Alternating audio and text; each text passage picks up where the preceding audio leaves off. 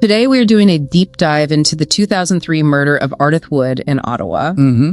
We're looking at the police files and the court reports, and they detail what is essentially a classic stranger homicide, which is terrifying enough. They're the ultimate stress test for law enforcement. I mean, Yeah. You don't have a motive, you don't have a relationship, no digital trail to follow. Random. It's just random opportunity.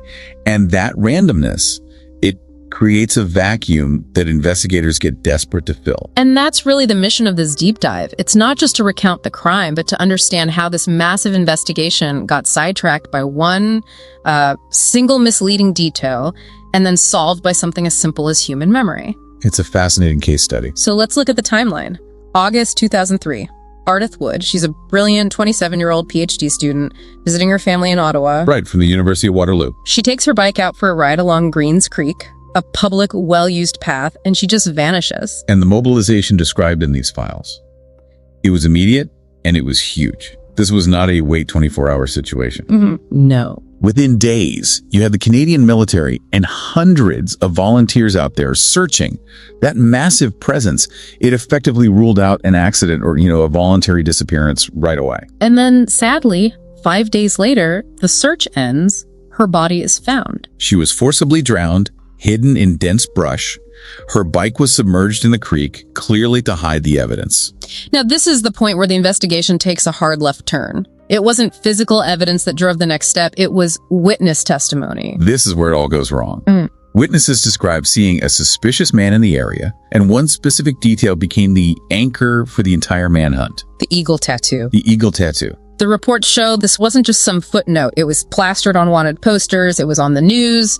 It became the main filter for the public and for police. It's a textbook example of what criminologists call tunnel vision, or anchoring bias. Right. By focusing everyone's attention on that specific tattoo, you're inadvertently telling them to ignore anyone who doesn't have it. So you're filtering out the actual perpetrator from the start because he doesn't match this one possibly flawed data point. Exactly. And it likely stalled the case for 2 full years. Okay, so let's fast forward to 2005. The whole scene shifts to North Bay, Ontario, which is, 3 hours away? Miles away. A 25-year-old drifter, Christopher Myers, is arrested for a completely unrelated violent sexual assault. And here's the crucial part. He has no link to Ottawa, no digital footprint there. And no eagle tattoo.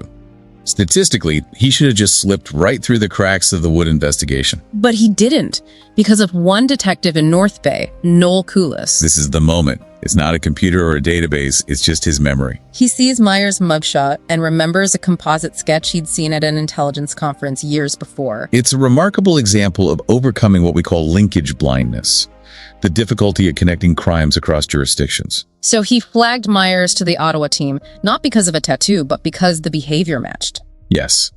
The M.O. Myers was a drifter who hunted on bike paths. That behavioral consistency was the key. And once investigators looked past the missing tattoo, the circumstantial evidence it all started piling up. He'd been in Ottawa just days before the murder. And he eventually pleaded guilty to second-degree murder in 2008. The files note he did it to spare the Wood family from having to go through a traumatic trial. He got a life sentence, parole eligibility after 10 years. Though his parole was denied in 2020, the board said he was still an undue risk. And even with the legal case closed, the story isn't quite over. Ardeth's legacy is really powerful. There's a memorial tree, the Bebbs Oak. Right, in the Dominion Arboretum. Yeah. And when the original tree was destroyed in a storm, her brother actually had it cloned to make sure the memorial survived. Wow. It's such a literal symbol of resilience. It really is. I think the takeaway from this deep dive is it's complex. We assume modern cases are solved with DNA, with cell tower pings. And yet, in this case, the technology didn't solve it. And the witness testimony was actually counterproductive. It almost broke the case.